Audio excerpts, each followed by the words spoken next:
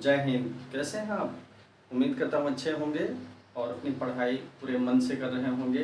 परीक्षाएं नज़दीक हैं, पूरा फोकस होगा आपकी पढ़ाई पे। तो आइए दोस्तों, मैं आपको फिजिक्स की क्लास में लेके चलता हूँ। समझें फिजिक्स आसान भाषा में, सरल तरीके से समझें। तो फिजिक्स में हम लोग दोस्तों क्या पढ़ रहे थे? फिजिक्स में हम ऊष्मा संचरण पढ़ रहे थे। हम क्या पढ़ रहे थे दोस्तों? ऊष्मा संचरण। इसकी 3 विधियां थी। हमने देखा था दोस्तों ऊष्मा संचरण की 3 विधियों के बारे में, जिसमें पहली विधि थी चालन की, जिसको कंडक्शन कहते हैं। कंडक्शन चालन कंप्लीट हो चुका था दोस्तों। पिछली क्लास में चालन हमने पढ़ा दिया था आपको। तो चालन में आपने देखा था कि इसका जो है ये विधि किस में प्रयोग होती है? यह होती है ठोस में और पारे में। ठोस और पारे में चालन विधि द्वारा ऊष्मा का प्रसार होता है या संचरण होता है। तो ये बात आपको समझ में आ गई थी दोस्तों। चालन कंप्लीट हो चुका था। आज हम दूसरी विधि के बारे में चर्चा करेंगे। ऊष्मा संचरण की जो दूसरी विधि है उसको हम डिस्कस करेंगे। और वो विधि कौन सी है दोस्तों? संवहन विधि। ठीक है, वो विधि कौन सी है? संवहन या कन्वेक्शन। ऊष्मा संचरण की विधियां हम देख रहे हैं दोस्तों। ठीक है, अब आज देखेंगे हम दूसरी विधि, संवहन विधि। संवहन विधि या कन्वेक्शन। कन्वेक्शन, ठीक है। कन्वेक्शन क्या होता है? संवहन क्या होता है? देखिए, गैसों में, ठोस में तो आपने देख लिया दोस्तों, ठोस में या सॉलिड में। ठोस या सॉलिड में किससे होता है? किससे होता है? चालन से या कंडक्शन से। क्या होता है? चालन से या कंडक्शन से। ठोस हम समझ चुके हैं। अब बचा क्या? जाहिर सी बात है, द्रव और गैस। अब जो द्रव्य की 2 अवस्थाएं और होती हैं, द्रव और गैस। इनमें जो ऊष्मा का संचरण होता है दोस्तों, वो कैसे होता है? वो होता है संवहन विधि द्वारा या कन्वेक्शन प्रोसेस के द्वारा। ये क्या होता है आइए देखते हैं। ठीक है, सबसे पहले ठोस में क्या हो सकता है? क्या ठोस में दोस्तों इस विधि से ऊष्मा का संचरण हो सकता है? द्रव में और गैस में तो होता है, ये तो हमने समझा है। क्या जो है ठोस में भी होता है? तो ठोस में ये नहीं हो सकता है। उसका कारण क्या है दोस्तों? संवहन विधि में जो माध्यम के अणु होते हैं वो एक जगह से दूसरी जगह स्थान परिवर्तन करते हैं, जबकि ठोस में ये संभव नहीं है। ठोस में अणु जो है स्थिर होते हैं, वो एक स्थान से दूसरे स्थान तक संचरण नहीं कर सकते। इसलिए जो है ठोस में चालन विधि ही आवश्यक है और उसी के माध्यम से जो है ऊष्मा का संचरण संभव हो पाता है। तो द्रव और गैस में क्या होता है? इतना तो आप समझ ही गए होंगे कि ये अणु एक जगह से दूसरी जगह जा सकते हैं और संवहन विधि द्वारा ही इसमें ऊष्मा संचरण संभव है। आइए दोस्तों देखते हैं ये किस तरह होता है। ठीक है, द्रव और गैस में होता है, ठोस में नहीं होगा।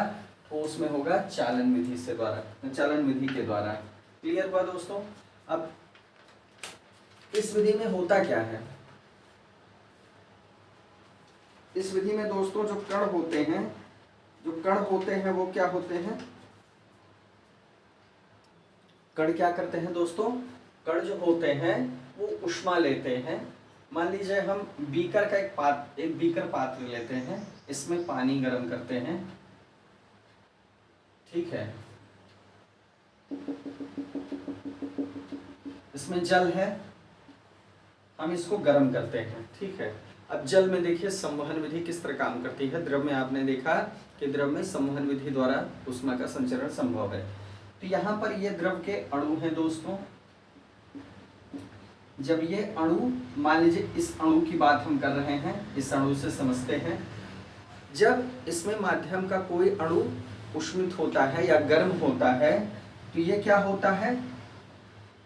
हल्का होकर ऊपर उठता है। क्या होता है? हल्का होकर ऊपर उठता है। ये हल्का होकर ऊपर उठेगा, मतलब कहाँ उठेगा?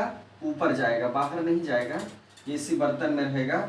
ये क्या होगा, ऊपर उठेगा बर्तन में, ठीक है। जैसे ये अणु है तो ये उष्मित होके ऊपर जाएगा, किसी दिशा में जाएगा, ठीक है।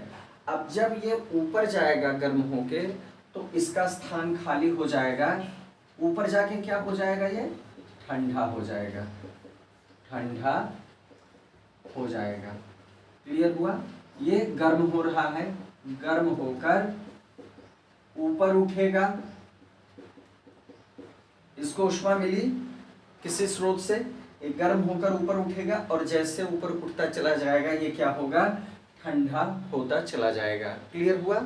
अब देखिए जब ये ठंडा हो जाएगा तो यहाँ जो अणु ठंडे हुए हैं अब क्या होगा, ये अणु फिर से क्या होंगे, नीचे को आएंगे, ये अणु क्या होंगे, नीचे को आएंगे।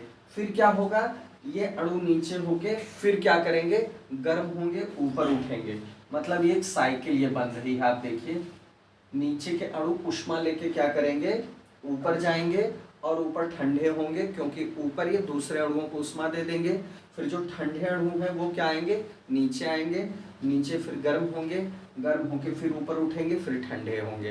कहने का मतलब क्या है, ये ऊर्ध्वाधर दिशा में क्रम चलता रहता है। ये अणु गर्म हुआ और ऊपर जाके अपनी गर्मी किसी अणु को दे दिया और अपना ठंडा हो गया, ठीक है। तो फिर क्या हुआ, ये कण गर्म हो गए, फिर धीरे धीरे जो है ये ठंडे होते हैं, ठंडे फिर नीचे आएंगे गर्म होने के लिए, क्योंकि यह स्थान खाली हुआ, यह स्थान खाली होगा। तो स्थान की भरपाई कौन लोग करते हैं, कण ये करते हैं ठंडे कण, जो ठंडे होते हैं, जिनमें उष्मा की कमी होती है। फिर ये गर्म होके ऊपर उठ के ठंडे होंगे, फिर और ठंडे कण नीचे आएंगे, वो उष्मा लेंगे, उष्मा लेके हल्के होंगे, हल्के होके ऊपर उठेंगे। ये क्रम पूरे बर्तन में कंटिन्यू चलता रहता है। आप ध्यान से देखिए, अगर कोई ट्रांसपेरेंट बर्तन है, आप उसे हीट पर रखते हैं, गर्म करते हैं, तो आपने देखा होगा कि बहुत ध्यान से देखेंगे तो एक संचरण आपको दिखेगा कि नीचे की जो है बूंदे हैं या नीचे का पानी का एक हिस्सा आप ध्यान से देखेंगे तो आप देखेंगे कि ऊपर की तरफ जा रहा है, ऊपर से नीचे की तरफ आ रहा है। ये विधि संवहन है। ये विधि क्या है, संवहन है। मतलब एक अणु जो है अपनी उष्मा जो है दूसरे अणु को देता है और खुद ठंडा हो जाता है। फिर क्या होता है, ठंडे अणु फिर से उष्मा लेते हैं और एक दूसरे को ट्रांसफर करते रहते हैं। संवहन विधि में इसी तरह काम होता है, ठीक है। क्लियर हुआ। संवहन विधि में तापांतर, अब देखिए ताप का अंतर होगा, यहाँ पर ये गर्म है, यहाँ पर ठंडा है। पानी की ऊपरी तली पे क्या है, यहाँ ठंडा है, यहाँ गर्म है। तो ये जो है यहाँ जाके अणु ठंडे होते जाएंगे और यहाँ से ठंडे अणु नीचे आते जाएंगे गर्म होने के लिए, उष्मा लेने के लिए। इस तरह क्या होता है, पूरे बर्तन का जल गर्म हो जाता है। क्या होता है, पूरे बर्तन का जल क्या हो जाता है, गर्म हो जाता है। समझ में आ गया दोस्तों। चलिए ये क्लियर हुआ कि ये जो तापांतर होता है इससे क्या होता है, उष्मा का प्रवाह नीचे से क्या होता है, नीचे से ऊपर की ओर होता है, नीचे से ऊपर की ओर। ये किस लिए होता है, तापांतर के कारण, तापांतर के कारण। क्लियर हुआ। चलिए समझ में आ गया दोस्तों। अब देखिए माध्यम जो होता है, जैसे जल माध्यम है, द्रव माध्यम है, जो इसका घनत्व तो है इसमें अंतर होने लगता है। अंतर कैसे होगा, नीचे जब कोई अणु है वो गर्म होगा, उष्मित होगा, तो क्या होगा, धीरे धीरे जब ये ऊपर बढ़ेगा तो इसका क्या होगा, ये आयतन भी बढ़ेगा और घनत्व तो कम हो जाएगा, ठीक है। ध्यान दीजिएगा, गर्म होने पे आयतन क्या होता है, बढ़ता है, और ठंडे होने पे आयतन घटता है, ठीक है। ठंडे होने पे, गर्म होने पे आयतन क्या होगा, बढ़ेगा, ठंडे होने पे आयतन घटेगा, और घनत्व में उल्टा होता है। मतलब अगर आयतन बढ़ेगा तो घनत्व कम हो जाएगा और आयतन घटेगा तो घनत्व बढ़ जाएगा। तब जब ये गर्म होंगे तो इनका आयतन बढ़ेगा, आयतन बढ़ेगा लेकिन घनत्व में कमी आएगी, और जब ऊपर जाएंगे ठंडे हो जाएंगे तो इनका आयतन क्या होगा, कम हो जाएगा और घनत्व बढ़ जाएगा। फिर ये क्रम बराबर चलता रहता है जब तक कि द्रव जो है पूरी तरह गर्म नहीं हो जाता। क्लियर हुआ। अब देखिए हमारा जो वायुमंडल है दोस्तों, ये तो एक बर्तन के माध्यम से हमने देख लिया, ठीक है। हमने देखा बर्तन के माध्यम से कि किस तरह बर्तन में जल जो होता है संवहन विधि से गर्म होता है। अब देखिए ये पृथ्वी है, ये पृथ्वी का वायुमंडल है, वायुमंडल, एटमॉस्फियर है ये, एटमॉस्फियर। ये जो हमारा एटमॉस्फियर है ये वायु है, ठीक है। यहाँ पर विभिन्न गैसों का ये मिश्रण है, जिसमें नाइट्रोजन सबसे ज़्यादा है, नाइट्रोजन है, ऑक्सीजन है, कार्बन डाइऑक्साइड है।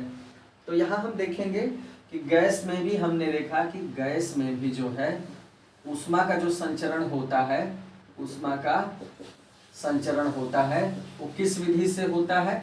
अभी हमने संवहन विधि में देखा, ये संवहन विधि से होता है, विधि से होता है। अब संवहन विधि से इसमें कैसे होगा? यहाँ भी यही चीज होगी, ठीक है। पृथ्वी की सतह के पास की जो हवा होती है, ये हवा गर्म होके दोस्तों क्या होती है? ऊपर उठती है, ठीक है। गर्म होके क्या होती है? ऊपर उठती है। और ऊपर की जो ठंडी हवाएं हैं, ऊपर की जो ठंडी हवाएं हैं वो इसकी जगह लेने के लिए नीचे आती हैं। ध्यान दीजिएगा, इस परत की जो पृथ्वी के ठीक ऊपर परत है, ये जो है सबसे ज्यादा तप्त होती है। और तप्त होने के बाद क्या होता है? ये धीरे धीरे हल्की होके, क्योंकि तप्त होंगी, तप्त होने के बाद आयतन बढ़ेगा, घनत्व कम होगा, हल्की होंगी, हल्की होके धीरे धीरे ऊपर उठने लगती हैं। जब ये ऊपर उठेंगी तो वहाँ जाके ये ठंडी हो जाएंगी, वहाँ इनका आयतन भी कम हो जाएगा, घनत्व अधिक भी हो जाएगा। लेकिन ऊपर ये जब चली जाएंगी तो यहाँ जो ठंडी हवाएं हैं, ये जो वैक्यूम क्रिएट हो गया है, ये ठंडी हवाएं यहाँ आएंगी इनकी जगह लेने के लिए। इसी तरह ठंडी हवाएं नीचे आएंगी गर्म हवाओं की जगह लेने के लिए, गर्म हवाएं गर्म होकर ऊपर जाके ठंडी होंगी। इसी तरह ये जो साइकिल है ये चलती रहेगी और पूरा वायुमंडल गर्म हो जाता है। इसी तरह किसी भी द्रव में भी आप देख सकते हैं, गैस में भी देख सकते हैं, संवहन विधि में इसी तरह काम करता है ऊष्मा का संचरण। क्लियर हुआ दोस्तों? ऊष्मा का संचरण हम लोगों ने समझ लिया, हमारा वायुमंडल इसी वजह से गर्म होता है, ठीक है, संवहन विधि द्वारा। चलिए दोस्तों, संवहन हमें समझ में आ गया होगा। विकिरण, विकिरण देखते हैं, ये तीसरी, अब जो तीसरी विधि है दोस्तों वो क्या है? वो है विकिरण, या जिसको हम क्या कहते हैं? रेडिएशन, रेडिएशन या विकिरण। और विकिरण क्या है? विकिरण में अलग क्या है दोस्तों? ये एकमात्र ऐसी विधि है, ये अपने आप में यूनिक इसलिए है क्योंकि इसमें जो है ऊष्मा के संचरण के लिए, ऊष्मा के संचरण के लिए किसी भी माध्यम की आवश्यकता नहीं पड़ती, किसी माध्यम की आवश्यकता नहीं पड़ती, नहीं पड़ती, कोई भी माध्यम इसके लिए आवश्यक नहीं होगा। क्लियर हुआ? ये बिना माध्यम के ट्रेवल कर सकती हैं या ऊष्मा का संचरण इसमें हो सकता है। क्लियर हुआ? अब देखिए, मान लीजिए कोई माध्यम नहीं है तो इसका मतलब क्या हुआ? निर्वात हुआ, क्योंकि माध्यम या तो ठोस होगा, या तो द्रव होगा, या गैस होगा। अब देखिए दोस्तों, आपको पता है सूर्य का जो प्रकाश होता है हमारी पृथ्वी पर पहुंचता है, तो हमारी पृथ्वी का तो अपना एक वायुमंडल है, ठीक है, हमारी पृथ्वी का अपना एक वायुमंडल है। लेकिन आपको पता है इस वायुमंडल की एक सीमा है, इस वायुमंडल की एक सीमा है। इस सीमा के ऊपर जो है क्या है? क्या है दोस्तों? निर्वात है। सूर्य हमसे बहुत दूर है, लगभग 14 करोड़ 96 लाख किलोमीटर दूर है, लगभग 15 करोड़ किलोमीटर दूर है हमसे सूर्य। जाहिर सी बात है, सूर्य और पृथ्वी के बीच में बहुत सारा हिस्सा या अधिकांश हिस्सा क्या है? निर्वात का है, जहाँ क्या है? कोई माध्यम नहीं है। वायुमंडल में तो आने के बाद ये माध्यम में प्रवेश करती हैं, वायु एक माध्यम है, लेकिन निर्वात में जो ट्रेवल होता है सूरज की रोशनी का या प्रकाश का, वो क्या होता है? वैक्यूम में ही होता है। इसका मतलब ये हुआ कि अगर विकिरण के माध्यम से प्रकाश जो होता है, प्रकाश ऊर्जा या प्रकाश तरंग, कुछ भी कह लीजिए, तो ये जो प्रकाश तरंग या प्रकाश ऊर्जा होती है ये निर्वात में ट्रेवल करती है। मतलब ये जो ऊष्मा है ये कैसे आती है? निर्वात में ट्रेवल करते हुए आती है। अगर विकिरण में ये संभव न होता तो सूर्य का प्रकाश पृथ्वी पे नहीं पहुंच पाता, क्योंकि माध्यम बीच में नहीं है। समझ में आ गई बात आपको? तो इसमें ऊष्मा के संचरण के लिए माध्यम की चूंकि आवश्यकता नहीं होती, तो प्रकाश आसानी से जो है पहुंच जाता है, चाहे इसे माध्यम मिले तब भी, माध्यम न मिले तब भी। क्लियर हुआ? ये सीधी रेखा में संचरित होता है। और किसकी चाल से? प्रकाश की चाल से। प्रकाश की चाल से जो कितनी होती दोस्तों? 3 लाख किलोमीटर प्रति सेकेंड। कितनी स्पीड होती है? 3 लाख किलोमीटर प्रति सेकंड। मतलब जितनी देर में आप पलक झपकाते हैं 3 लाख किलोमीटर प्रकाश दूरी तय कर लेता है। और 1 साल तक लगातार प्रकाश अपनी इस गति से चले तो उसको क्या कहते हैं? प्रकाश वर्ष। चलिए ये हम पढ़ चुके हैं। तो दोस्तों समझ में आया आपको? प्रकाश जो गति करता है, प्रकाश जो ट्रेवल करता है वो निर्वात में करता है। और प्रकाश उदाहरण है विकिरण माध्यम का इस्तेमाल करने के लिए। ठीक है, ऊष्मा का संचरण विकिरण माध्यम से कैसे होता है आपने देखा। ठीक है, इसमें सबसे महत्वपूर्ण बात है कि माध्यम की आवश्यकता नहीं पड़ती। ठीक है, समझ में आया दोस्तों? ये क्या होता है? ऊष्मा तरंगों। अब ये जो प्रकाश चलता है, ठीक है, ये क्या होता है? ऊष्मा तरंगों के रूप में चलता है। ऊष्मा तरंगों के रूप में, तरंगों के रूप में इन्हें क्या कहते हैं? ऊष्मा तरंगों को क्या कहते हैं दोस्तों? जो प्रकाश चलता है इसी रूप में चलता है प्रकाश, इसको हम विद्युत चुंबकीय तरंगे भी कहते हैं। क्या कहते हैं? विद्युत चुंबकीय तरंगे, जिसको प्रकाशिक ऊर्जा कहते हैं। विद्युत चुंबकीय तरंगे, इलेक्ट्रोमैग्नेटिक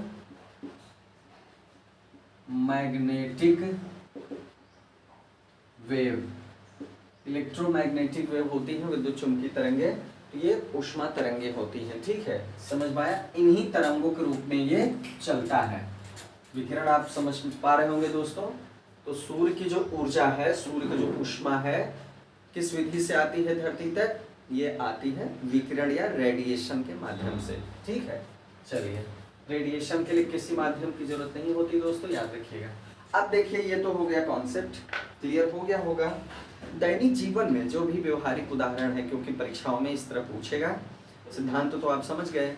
अब दैनिक जीवन में इन जो संचरण की विधियां है ऊष्मा की, इनका क्या उपयोग है या किस तरह जो है ये हैपन होती, घटित होती, ये हम देखते हैं दोस्तों। ठीक है, आइए देखा जाए कि ये तीनों विधियां दैनिक जीवन में किस तरह हमें दिखती हैं। ठीक है, या इनका क्या उपयोग है। तो हम कहेंगे कि ऊष्मा संचरण की विधियों का दैनिक जीवन में प्रयोग आइए देखते हैं दोस्तों, एक एक करके हम देखते हैं कि तीनों का अपना क्या उपयोग है। सबसे पहला, चालन विधि, कंडक्शन जो प्रोसेस है, चालन विधि का दैनिक जीवन में उपयोग। आइए सबसे पहले दोस्तों चालन विधि को हम देखते हैं। अब देखिए, जो बर्फीले स्थान है दोस्तों, जहाँ पर बर्फ बहुत पड़ती है, ध्रुवों की बात हो रही है, वहाँ एक एस्किमो प्रजाति होती है। एस्किमो, कौन सी प्रजाति होती है? एस्किमो प्रजाति रहती है वहाँ पर। वो बर्फ के अपने घर बनाते हैं जिन्हें इग्लू कहते हैं। इग्लू बर्फ के मकान होते हैं, आपने पढ़ा भी होगा। ठीक है, बर्फ के मकान होते हैं। अब ये जो इनकी जो दीवारें ये बनाते हैं, बर्फ के मकान की जो दीवारें बनाते हैं, इसके बीच में खाली परत होती है। ठीक है, बीच में खाली परत होती है, उसमें क्या भरी होती है? वायु भरी होती है। क्या भरी थी दोस्तों? वायु भरी होती है। इतनी बात आपको समझ में आई। अब क्या होता है, जब इसमें वायु भरी होगी तो वायु, आपको पता है कि वायु जो है ऊष्मा की क्या है? उचालक है। या आप इसके पहले पढ़ चुके हैं, चालन विधि में आपने देखा है कि जो है, जो भी ऊनी वस्त्र होते हैं, जो भी कपड़े होते हैं, इनके बीच या इनके रेशों के बीच क्या होती? वायु भर जाती है। और यही वायु क्या करती है? हमारे शरीर से ऊष्मा को बाहर निकलने से रोकती है। वायु ऊष्मा रोधी है। ठीक है, तो जब इनके बीच अगर वायु भरी है तो इस कमरे का जो टेम्परेचर है दोस्तों, एक दीवार ये है, ठीक है, और दूसरी दीवार हम ये मान लेते हैं।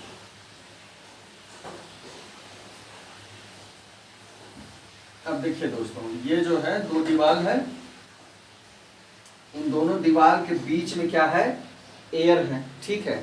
अब एयर क्या है, ये ऊष्मा की कुचालक है। तो इस कमरे का जो टेम्परेचर होगा इस कमरे का जो टेम्परेचर होगा, ऊष्मा होगी, ये ऊष्मा बाहर नहीं जा पाएगी क्योंकि ये बीच में वायु है, तो वायु को क्रॉस करके ये बाहर नहीं निकल सकती।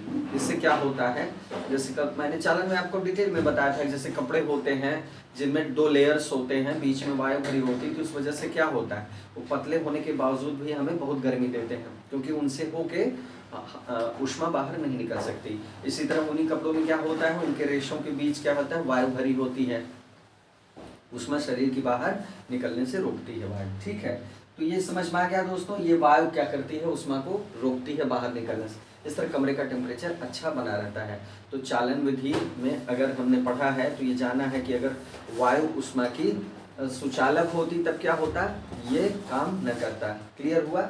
चलिए एक प्रयोग तो ये हो गया, ठीक है। आइए देखते हैं दूसरा उपयोग, देखते हैं कि दैनिक जीवन में चालन विधि का क्या उपयोग है। अब देखिए दोस्तों, ठंडी के महीने में, सर्दी के मौसम में, सर्दी के मौसम की बात हो रही है। एक बहुत व्यवहारिक सा उदाहरण है। मान लीजिए सर्दी का मौसम है, कड़ाके की ठंडी पड़ रही है, आपके रूम में 2 कुर्सियां हैं, ठीक है, 2 कुर्सियां हैं, 2 चेयर हैं। एक है जो है लोहे की कुर्सी, लोहे की कुर्सी है, और दूसरी क्या है, लकड़ी की कुर्सी है, लकड़ी की कुर्सी है। सर्दी का मौसम है। अब मान लीजिए लोहे की कुर्सी को आप हाथ से छूते हैं तो क्या होगा, आपको बहुत ठंडी प्रतीत होगी। उसी तरह अगर आप लकड़ी की कुर्सी को अपने हाथ से छूते हैं तो आपको ठंडी नहीं लगेगी वो, या बहुत कम ठंडी लगेगी। अपेक्षाकृत लोहे की कुर्सी की अपेक्षा कम ठंडी लगेगी। ऐसा क्यों होता है, कभी आपने सोचा है? क्या इसलिए होता है कि दोनों जो है, दोनों में ठंडक अलग अलग है? ऐसा नहीं है दोस्तों, ठंडी का असर तो दोनों पे पड़ता है। सर्द मौसम में दोनों रखी हुई हैं, आपके कमरे के एक ही टेम्परेचर पे दोनों हैं। ऐसा कारण होता क्या है, अब आप देखिए, आपको समझ में आएगा। जैसे ये लोहे की कुर्सी है, इसका हत्था है, ये लोहे की कुर्सी का हत्था है, और ये लकड़ी की कुर्सी का हत्था है, ठीक है। ये लकड़ी की कुर्सी का हत्था है, ये लोहे की कुर्सी का हत्था है। यहाँ आपने हाथ लगाया, ठीक है, यहाँ आपने हाथ रखा। अब जैसे ही आप हाथ रखते हैं लोहे पर, होता क्या है, लोहे की कुर्सी का टेम्परेचर कम है।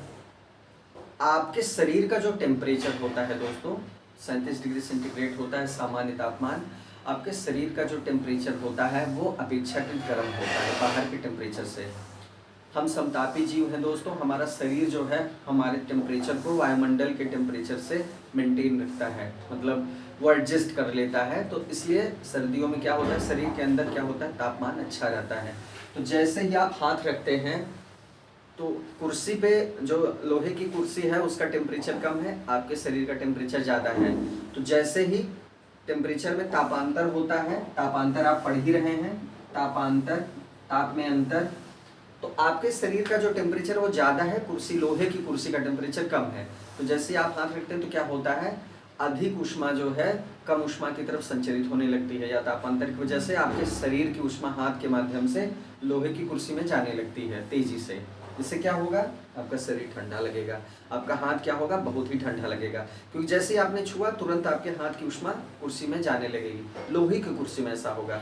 ऐसा इसलिए भी होता है क्योंकि लोहे की कुर्सी क्या होती है, लोहा क्या है, लोहा ठोस है, लेकिन ऊष्मा का क्या है, संचरण उसमें आसानी से होता है। क्या है, सुचालक है। आपने छड़ के उदाहरण में देखा था चालन में। अब लकड़ी पे आते हैं, लकड़ी का हत्था भी मैंने बताया था उदाहरण में जब हमने चालन पढ़ा था।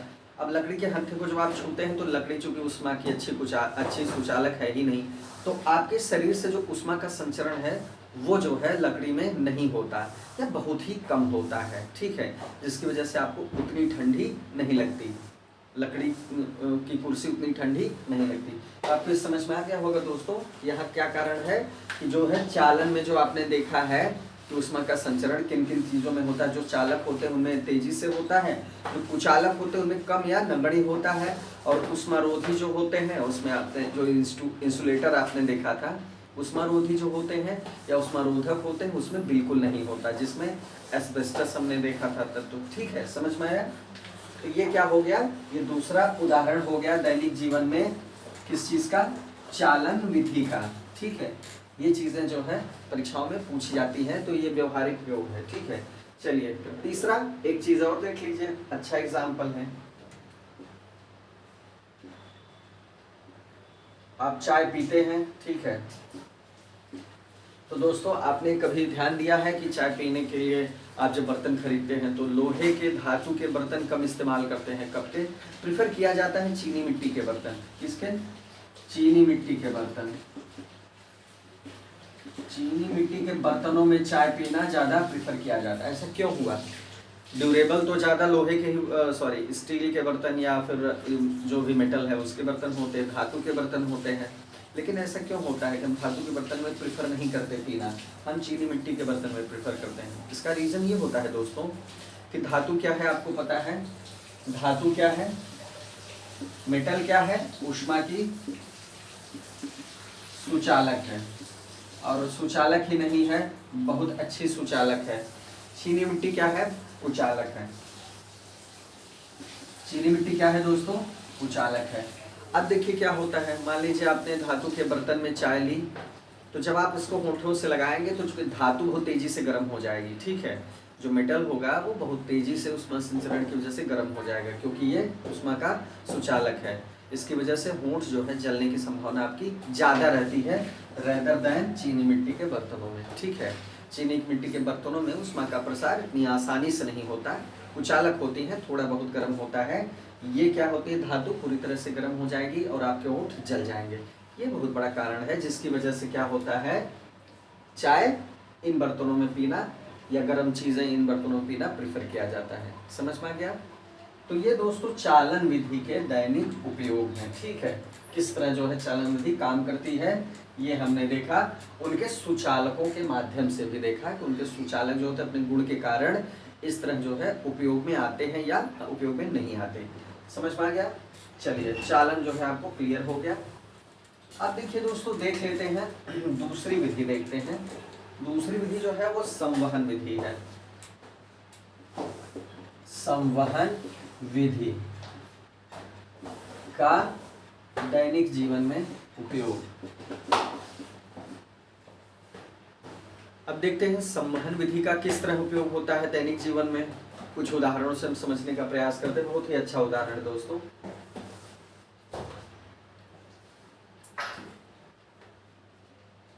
ये समुद्र है, ठीक है, ये समुद्र है और इधर आपका जो है क्या है, स्थल है। ठीक है, इधर आपका स्थल भाग है, यहाँ पर वृक्ष हैं, यहाँ पर मकान है, यहाँ पर यह स्थल है। ठीक है, यहाँ पर स्थल भाग है। अब देखिए दोस्तों, ये क्या है, स्थल, और ये क्या है, समुद्र। आपने देखा होगा दोस्तों कि दिन के समय क्या होता है, जो भी स्थान समुद्र के पास होते हैं दिन में बहुत अच्छी हवाएं चलती हैं। ठीक है, ऐसा क्यों होता है, दिन के वक्त अगर आप जो है समुद्री स्थल पे हैं, उसके किनारे आप रहते हैं, तो आपको बड़ी सुखद हवाओं का एहसास होगा। ठीक है, ऐसा क्यों होता है, शाम तक आपको बहुत अच्छी सुखद हवाओं का एहसास होगा, लेकिन शाम के बाद स्थिति बदल जाएगी। ठीक है, ऐसा क्यों होता है दोस्तों, इसका कारण कभी आपने समझा है। देखिए,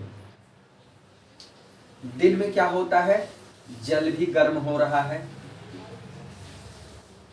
ये स्थल है मान लीजिए। ठीक है, स्थल भी क्या हो रहा है, गर्म हो रहा है।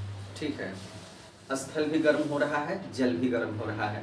अब समझिए, सूर्य के प्रकाश से क्या होता है। देखिए, स्थल जो होता है दोस्तों वो देर से गर्म होता है, जल्दी गर्म होता है, सॉरी, स्थल जो होता है वो जल्दी गर्म हो जाता है। ठीक है, इसी तरह जब आप रेगिस्तान का उदाहरण देखेंगे तो रेगिस्तान में भी जो बालू होती है और जल्दी गर्म हो जाती है। रेत जो होती है वो जल्दी गर्म भी हो जाती है और जल्दी ठंडी भी हो जाती है। जैसे लोहे और लकड़ी की बात करें तो लोहे में चूंकि प्रसार ज़्यादा होता है उष्मा का, वो सुचालक है, बहुत तेज़ी से गर्म हो जाएगा, बहुत तेज़ी से ठंडा भी हो जाएगा। ठंडी में आपने देखा छुएंगे तो लगेगा बर्फ़ है। कहने का मतलब स्थल जो होता है तेज़ी से गर्म भी हो जाता है और तेज़ी से ठंडा भी होता है।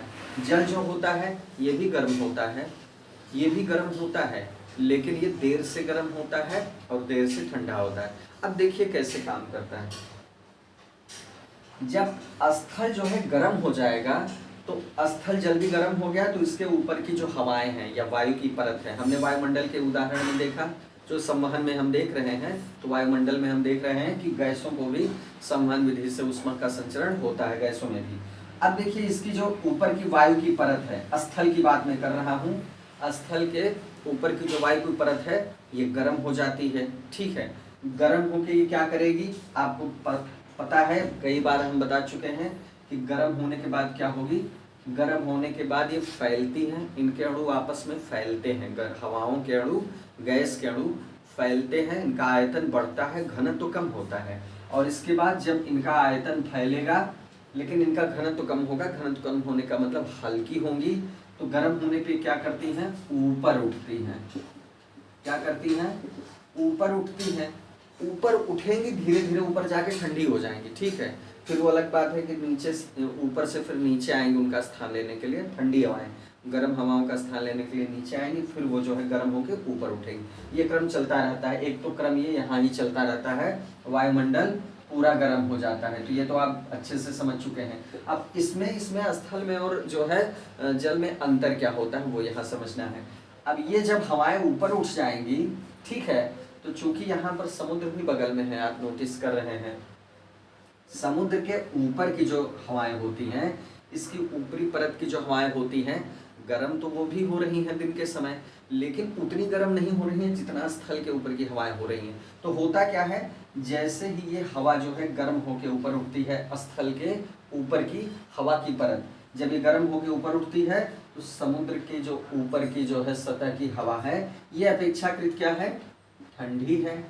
तो ये क्या होगा, ये इधर प्रसार शुरू कर देगी, ये क्या करेगी, इधर आना शुरू कर देगी। इन हवाओं के ऊपर उठने के बाद जो जगह खाली है इसको भरने के लिए, यहाँ पर एक जगह खाली हो जाएगी, तो ठंडी हवाएं जिनका घनत्व तो ज़्यादा है, आयतन कम है, ये इधर की तरफ चलना शुरू कर देंगी। क्या करेंगी, इधर की तरफ चलना शुरू कर देंगी। अब क्या होगा, जब ये हवाएं इधर चलने लगेंगी तब इस क्षेत्र में क्या होगा, ठंडी हवाओं का प्रसार हो जाएगा। अब ठंडी हवाओं का प्रसार होगा तो जाहिर सी बात है क्या है, ठंडी लगेगी। आप अगर यहाँ बैठे हैं किनारे तो आपको क्या लगेगा, ठंडी लगेगी। समुद्री समीर इसी को कहते हैं। ये क्या है, इसको समुद्री समीर कहेंगे। ये जो हवाएं चलेंगी इसको कहेंगे समुद्री समीर या समुद्री हवाएं, ठीक है। तो समुद्री हवाएं आपने देखा कि ठंडी प्रतीत होंगी। अब ध्यान दीजिए, इसी तरह क्या होता है, अब यहाँ तो आपने देख लिया। अब रात के समय क्या होता है, रात के समय देखिए चीजें एकदम उलट जाती हैं। ध्यान दीजिएगा, रात के समय चीजें एकदम उलट जाती हैं, क्योंकि रात के समय स्थल उतनी तेजी से ठंडा भी हो जाएगा। जब ठंडा होगा तो स्थल के ऊपर की हवाएं तेजी से ठंडी हो जाएंगी। लेकिन यहाँ जो दिन भर गर्म हुई हैं हवाएं, मतलब समुद्र के ऊपर की हवाएं, ये इतनी जल्दी ठंडी भी नहीं होती। जैसे देर में गर्म होती हैं तो देर में ठंडी होती हैं। तब क्या होगा, इसका मतलब अपेक्षाकृत यहाँ हवाएं गर्म हैं और स्थल की हवाएं क्या हैं, ठंडी हैं। रात्रि के समय स्थल के ऊपर की हवा ठंडी है और समुद्र के ऊपर की हवा गर्म है। तब आप यहाँ भी वही समझिए कि ये गर्म हवाएं, समुद्र के ऊपर की गर्म हवाएं ऊपर उठती हैं हल्की होके, और इनकी जगह लेने के लिए क्या होता है, स्थल की जो ठंडी हवाएं हैं दोस्तों वो क्या करती हैं, समुद्र की तरफ चलने लगती हैं। समुद्र की तरफ क्या होगा, चलने लगेंगी, और इसको हम क्या कहते हैं, थल समीर। क्लियर हुआ, समझ में आया आपको, ठीक है। तो ये बात आप समझ गए होंगे कि ये किस वजह से होता है, संवहन विधि का एक उपयोग है, ठीक है। इसीलिए दिन के समय जबकि जो है स्थल पे गर्मी ज़्यादा लगती है, लेकिन समुद्र के किनारे जो है अगर आप रहते हैं तो आपको बहुत अच्छी हवा मिलेगी, बहुत ठंडी हवा मिलेगी। और इसका पूरा कॉन्सेप्ट आपने समझ लिया, क्योंकि यहाँ पर तापांतर की वजह से ऐसा होता है। किसकी वजह से होता है दोस्तों? तापांतर की वजह से। तो चलिए, संवहन विधि का दैनिक जीवन में उपयोग आप एक अच्छे उदाहरण से समझ गए, ठीक है।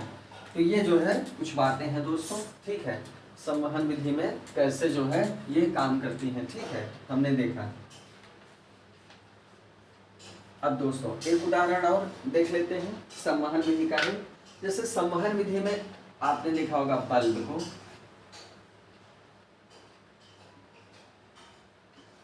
ये क्या है? एक बल्ब है दोस्तों। बल्ब में आपने देखा होगा एक तंतु होता है। क्या होता है? तंतु। आपको पता है कि बल्ब में तंतु इतना तप्त होता है, इतना इसमें ऊष्मा पैदा होती है, लेकिन ये टूटता नहीं है। ऐसा क्यों होता है? जलता रहता है लेकिन टूटता नहीं है, ठीक है। अब देखिए, हम उस बल्ब की बात कर रहे हैं जिसमें टंगस्टन का तार लगाया जाता है। टंगस्टन, टंगस्टन, टंगस्टन का तार होता है, तप्त होता है, ये प्रकाश भी देता है, ऊष्मा भी देता है। ऊष्मा जो है आवश्यक नहीं होती, व्यर्थ होती है, लेकिन प्रकाश आवश्यक होता है। अब देखिए ऐसा होता क्यों है कि ये टूटता नहीं? उसका कारण देखिए संवहन विधि के प्रयोग में आपको समझ में आएगा। यहाँ पर जो गैस होती है वो क्या होती है? अक्रिय होती है। मतलब ये जान लीजिए कि ये निर्वात नहीं होता, इसमें निर्वात नहीं होता। इस बल्ब में निर्वात की बजाय कुछ अक्रिय गैसें भरी जाती हैं, अक्रिय गैसें भरी जाती हैं। समझ में आ गया? ठीक है, मतलब जो प्रतिक्रिया न कर सके लेकिन एक माध्यम क्रिएट कर सके, क्योंकि संवहन विधि माध्यम में ही काम करेगी। अब देखिए होता क्या है दोस्तों, जब ये तार तप्त हो जाएगा, खूब गर्म हो जाएगा, तो इस संवहन विधि द्वारा क्या करता है? पूरे बल्ब के अंदर की जो वायु है उसको गर्म कर देता है। संवहन विधि कैसे काम करती है आपने देखा, एक अणु तप्त होकर दूसरे अणु को ऊर्जा ऊष्मा दे देता है, फिर ठंडा अणु जो होता है उसकी जगह लेके वो तप्त होकर दूसरे अणु को देता है। कहने का मतलब इस तरह संवहन विधि द्वारा ऊपर से नीचे आपने देखा है ऊर्ध्वाधर तापांतर की वजह से संवहन विधि से ऊष्मा संचलित करती है। तो क्या होता है? पूरा बल्ब क्या होगा? गर्म हो जाएगा। आप बल्ब को छुएंगे जब तो क्या होगा? बल्ब गर्म लगेगा। ऐसा क्यों है? पूरा बल्ब गर्म होता है तो उसमें प्रसार हो जाता है ऊष्मा का पूरे बल्ब में। अगर केवल एकमात्र टंगस्टन के तार में होता तो तब तो हो जाता है, ठीक है। तो ऊष्मा का जो प्रसार है वो टंगस्टन के तार से निकल के पूरे बल्ब में संवहन विधि के द्वारा ही फैल जाता है, जिसकी वजह से क्या होता है? बल्ब का तार नहीं जलता। क्लियर हुआ दोस्तों? अगर मान लीजिए इसमें निर्वात होता तब क्या होता?